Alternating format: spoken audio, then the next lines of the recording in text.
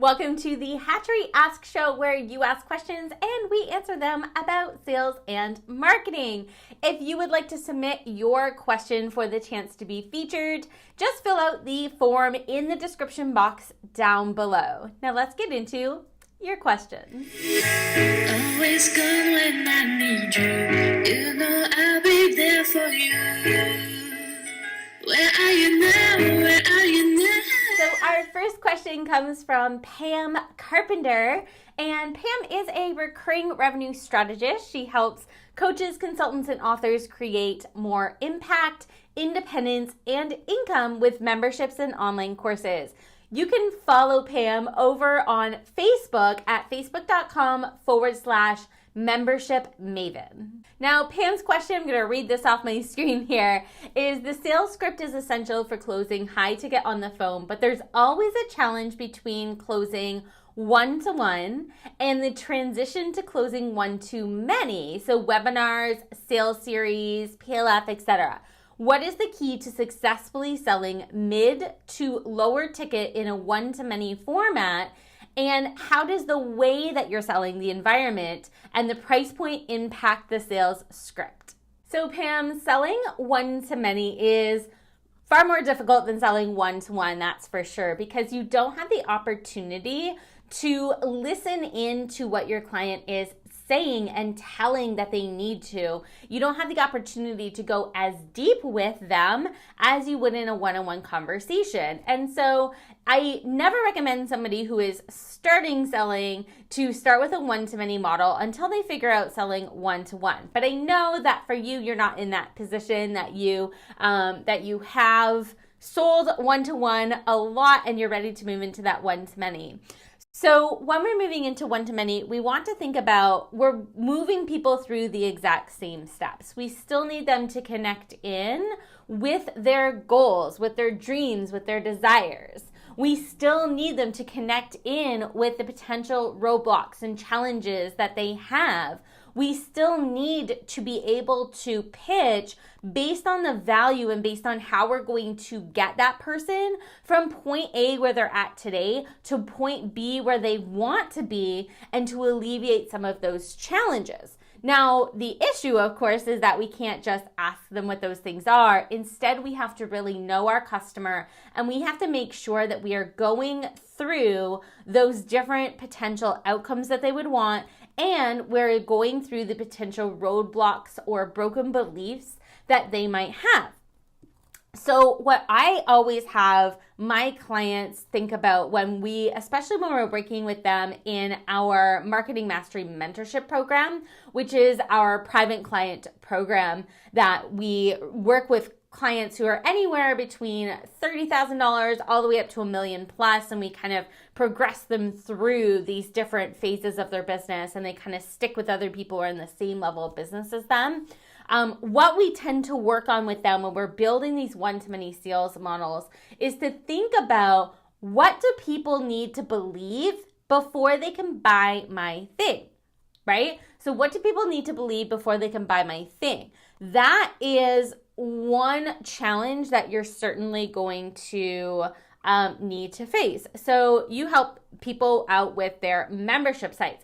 They're going to need to believe that the membership site is going to be the key to producing more recurring revenue in their business, right? And if you can show them that that is the only viable option to do that, or the best viable option to do that, then you're going to have a really good chance at winning the sale. Now, the other thing that I would make sure that I sit down and brainstorm, and what we do with our clients, is we list out any of the potential objections that might come up, or any of the potential broken beliefs that we're going to need to hurdle people past. So for example, when it comes to membership programs, churn is always an issue. Churn is always sort of top of the list. It's like, I can get a client, I can sell them into membership, but how long can I keep them, right? And so if I can't keep them, then are they going to continue falling out? And I'm going to have a hard time and kind of be on this hamster wheel of continuously flowing into a low-cost membership site, which sounds like a lot more work than just selling somebody something high-ticket one-to-one, right? So that might be a potential objection that came up. Another potential objection would be that they're just not very techy, or that they need to hire it out and have somebody do it for them because they can't be bothered with that particular, with building and learning all of this because they have a business to run. So we need to think about all of the different kind of blocks that you're going to have to tackle. And I would make sure that those things are part of the presentation. Now, you also asked about the price. And the thing about price is that price just makes it that much harder for us to sell, right? And so a lot of people that get into like, this is the best value for your price, they'll get into the whole value stacking thing, which is fine. But what we do when we start to value stack and we start to add in the price and we say, oh, the total value of this is $30,000, but I'm going to sell it to you for $997. First of all, we have this hurdle of believability that sort of comes into place with this. So I actually don't love to go through that value stack. I know that it's a sales tactic. I know from a certain perspective that it can work. However, what I've seen is that on the back end, the clients really expect that level of return. And unless we are prepared, unless we know for sure that we can get it for them. So for example, for people coming into our client hatching formula, we have a 90-day money-back guarantee. If we do not get you a return on your investment, then we give you 100% of your money back, right? And so if you don't have some sort of performance guarantee, then we do end up on the back end with maybe some issues in terms of the value. So if people see this is worth $30,000 or $100,000, they expect that they're going to be able to make the return back on that investment instead of the investment that they actually made. And it typically runs you into a lot of the wrong types of customers, the ones who are looking for the easy solution to make $1 million overnight and things like that. And, and typically those people you'll see just hop from course to course to course to course and never really get anything done because they don't implement. And so what we really want to think about is when it comes to the price, the higher the price, the higher our sales skills need to be, right? And so what I typically recommend is to, when we're selling on a one-to-many, to either, if you have a higher price, I would be selling a phone call at the end of that. So I would be building more value and bringing them into a one-on-one sales conversation versus bringing them into a sales page and having them go from there. Now, if you have a lower price or if you have something where you're going to have an extended payment plan, so some sort of extended payment plan with a lower cost attached to it, then you could certainly guide them into a sales page, and that sales page, make sure that it's really written very, very well. I do recommend hiring a professional copywriter if you are a professional salesperson yourself who can write a really strong sales letter, and that's going to help you.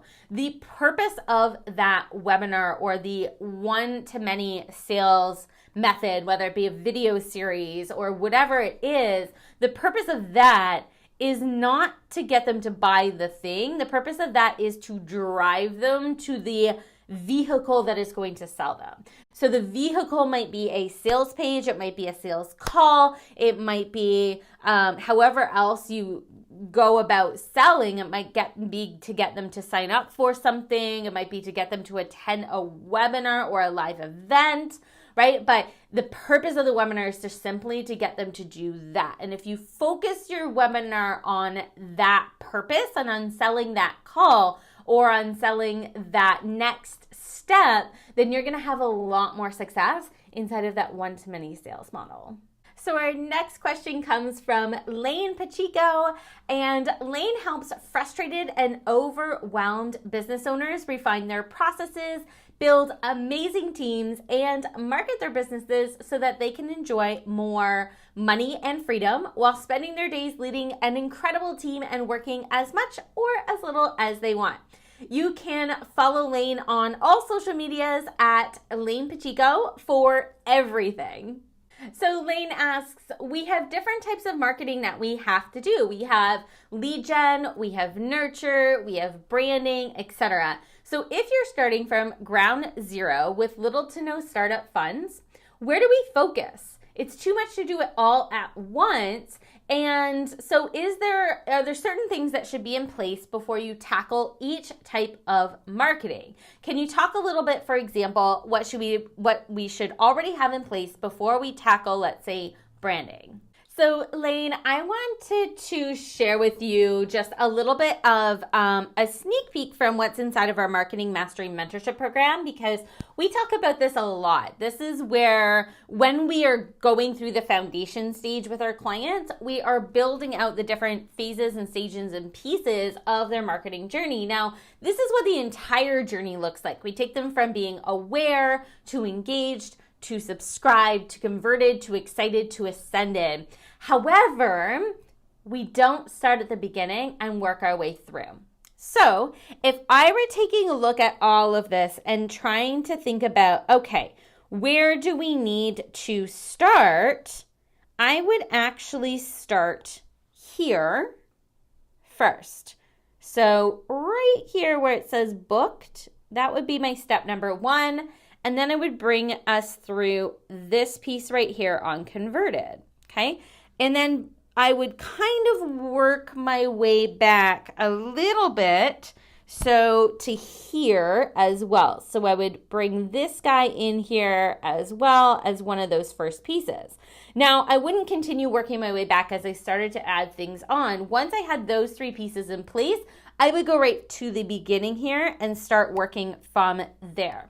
Now, what might this look like? Let me kind of draw this out for you, okay? So if we were to start with consumes, books, and then into converted, which I recommend converted should be on a sales call. It's the easiest way for you to connect with your client. However, it can be through really anything that you'd like, but let me kind of walk this through with you. So here's the way that I would do it. I would have some sort of distribution. So it could be a direct mail piece. It could be a video on the internet. It could be via social media. We're going to say that it's going to be a video on the internet. I checked out your page beforehand. I saw that you have a lot of really good videos that you could already use for this particular strategy, and it can be pretty inexpensive for you to sort of take from there. So what I would look at doing, Lane, is the purpose of this video, okay, this is really, really important here. The purpose of this video is we need this to be a great big aha moment, and we need it to solve a broken belief.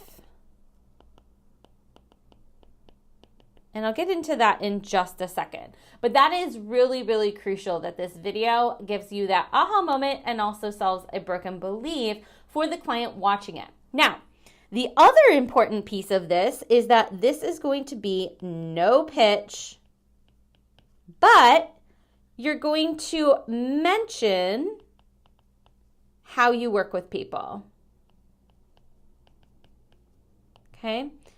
Now, that might sound a little bit backwards. You're like, wait a minute, how am I mentioning how I work with people, but I'm not actually pitching them? So you might say, well, I've got a client who I work with in my one-on-one coaching program, and something that we've been doing is X, Y, and Z, and this is how we've implemented this. So that's a way that we're mentioning that we do one-on-one coaching, but we're not blatantly pitching our one-on-one coaching, and we're not going into the features and the benefits and all of that sort of good stuff.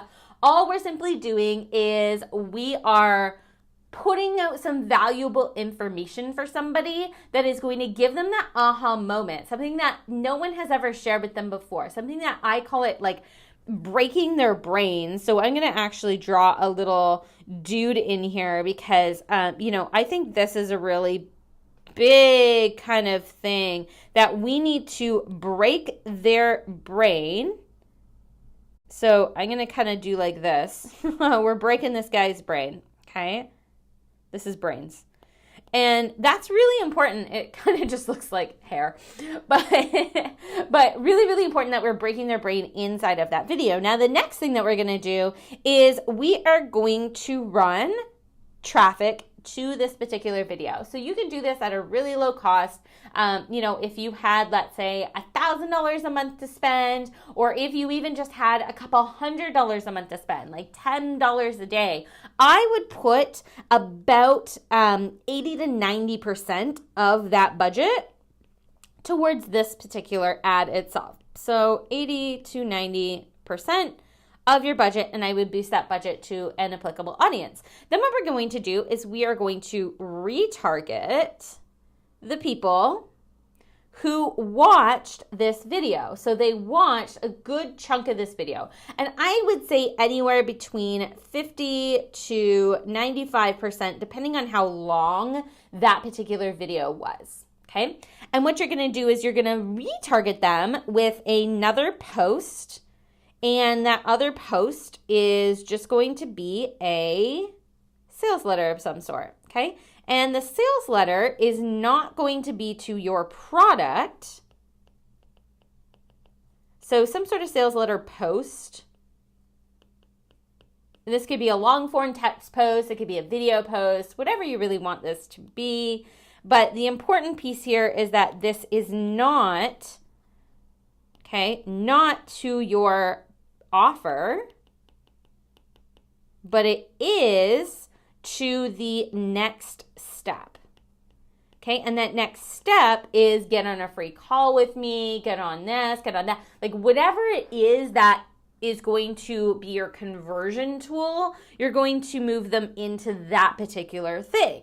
Now, so this right here is going to be 10 to 20% of your total overall budget. Probably doesn't need to be any more than 10%. However, it just depends on how much your overall budget is. So we may need to go closer to 20% if your budget is really small, or else we're not going to have any money to play with there and the ad is not going to serve. So we're only going to serve that up to the people who watch 50 to 95% of that video. And we're going to lead them into that next step. And that next step is going to be probably something like a phone call or something along those lines. So I'm going to try to draw a phone here. I'm a horrible artist. That just looks kind of phallic. So that's a phone. We're going to put a little... I think I just made it look even more phallic. But this is a phone, okay? So this is a phone. Yes. And we're actually going to draw the rest of the phone underneath here so that there we go. This is a phone. It's now sideways and it's a phone. So hopefully, Lane, that makes sense. This would be the first step that I would take with somebody. And this is probably the sequence that we would use. This is pretty standard for what we like to work with people, and we find that this works really, really well across a multitude of different industries. Now, if you find that this isn't working for you, now, first of all, I would take a look at, have we actually had enough traffic through the particular ad? So have we let it run usually $50 to $100 before we make any sort of tweak or decision? Okay, so do not touch it until you are, I would say probably at least $100 in. Okay, don't touch it. Okay. And until that point, even at that point, I would just be looking at, are people are engaging? Are they working their way through? Not whether or not you're getting a bunch of calls rolling in, because it could cost, let's say, $100 to $200 in order for you to get a call. But what we should be aiming for here, really, anywhere between $100 and $250 for a call, depending on what you're selling. If you're selling something that's $200, that's not going to work. But I see that you are a business consultant, and that means that you're probably selling into the thousands of dollars. I would be comfortable paying $100 to $250 to get a sales call booked with you, okay? So if you are not letting it run to at least that much, then you're not going to get anything, and a lot of people just turn off their stuff way too early. But the most important thing here is this: if we get this right? So if we have a really strong video where we are breaking their brain, that is what's going to drive them forward, and that's what's going to show you a lot of success. Thank you guys so much for watching this week's episode of the Hatchery Ask Show. If you want to submit your question for the chance to be featured, then click on the form in the description box below to ask us your question. Let us know where people can find you so that we can feature you and your social media handles. Until next week, guys, I will see you so soon. Bye for now. Always come when I need you. You know I'll be there for you. Where are you now? Where are you now? Always try my best for you.